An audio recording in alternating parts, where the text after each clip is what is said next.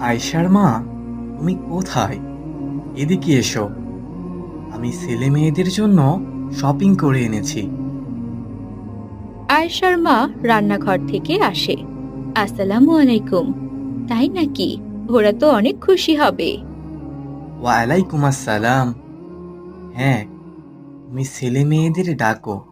মা আয়েশা, দেখো তোমার বাবা তোমার জন্য শপিং করে এনেছে। তোমরা সবাই আসো। মায়ের কথা শুনে রোজা, মিশকাত ও আয়েশা চলে আসে। তারা তিনজন বাবাকে সালাম দেয়। আসসালামু আলাইকুম বাবা। আসসালামু আলাইকুম বাবা। আসসালামু আলাইকুম বাবা। ওয়ালাইকুম আসসালাম।